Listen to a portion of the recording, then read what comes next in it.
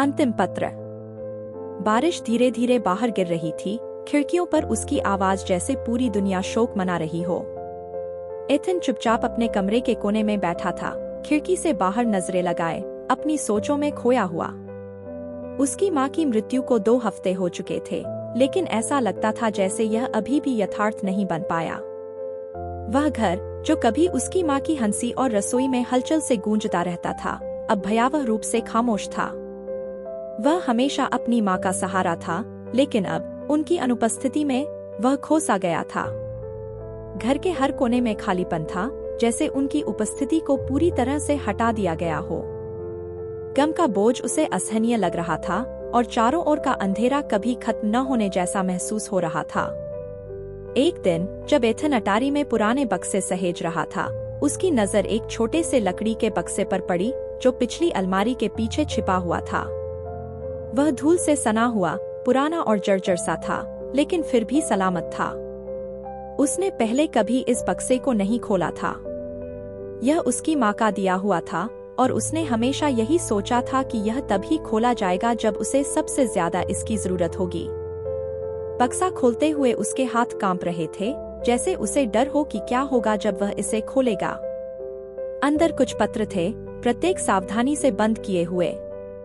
ये वही पत्र थे जो उसकी माँ ने तब लिखे थे जब उसे उनकी सबसे ज्यादा आवश्यकता होती। पहला पत्र कई साल पहले लिखा गया था, जब उसकी माँ पूरी तरह से स्वस्थ थी। उसने धीरे से पत्र खोला और उसकी माँ की वही परिचित हस्ताक्षरित लेखनी आंखों के सामने आ गई। हर शब्द, हर पंक्ति एक प्यार और समझ से भरी हुई थी। उसकी माँ ने जीवन की कठिनाइयों का सामना करने के बारे में लिखा था। उसने उसे यह याद दिलाया था कि जीवन कठिन हो सकता है, लेकिन वह कभी हार न माने। उसने यह भी कहा था कि जब भी वह अकेला महसूस करे, वह कभी अकेला नहीं होगा। उसकी माँ की उपस्थिति हमेशा उसके साथ रहेगी, चाहे वह कहीं भी हो। जैसे ही एथन ने पत्र पढ़ा, उसकी आंखों से आंसू बहने लगे। वह पूरी तरह से टूट चुका था, लेकिन इन आंसुओं में एक अजीब सा सुख भी था। उसकी माँ का प्यार, उसके शब्द, सब कुछ अभी भी जीवित था। यह एक ऐसी ऊर्जा थी जो उसे आगे बढ़ने की ताकत दे रही थी। एथन ने बाकी पत्र पढ़े, एक एक कर। हर पत्र में उसकी माँ ने उसे यही याद दिलाया था कि जीवन में दुख आएंगे, लेकिन हर बार गिरने के बाद वह फिर से उठ सकता है। उसकी माँ के शब्द उसे यह बता रहे थे कि कभी हार मत मानो, चाहे परिस्थिति जैसी भी हो। उसने उसे यह भी बताया कि जीवन के हर पल में उसकी माँ का प्यार हमेशा उसके साथ रहेगा, चाहे वह किसी भी हालत में हो। आखिरी पत्र पढ़ना सबसे कठिन था। उसकी माँ जानती थी कि वह अब बहुत जल्दी उसे अलविदा कहने वाली है, लेकिन फिर भी उसने अपने पत्रों में उसे यह महसूस कराया कि वह हमेशा उसे देखने के लिए वहां होगी।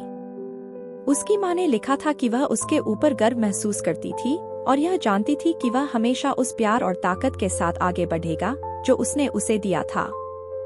एथन ने पत्रों को सहेजते हुए उन्हें अपने सीने से लगा लिया। उसकी माँ के शब्द और उनका प्यार अब उसकी ताकत बन चुके थे। बारिश अभी भी बाहर गिर रही थी, लेकिन अब वह पहले जैसा नहीं महसूस कर रहा था।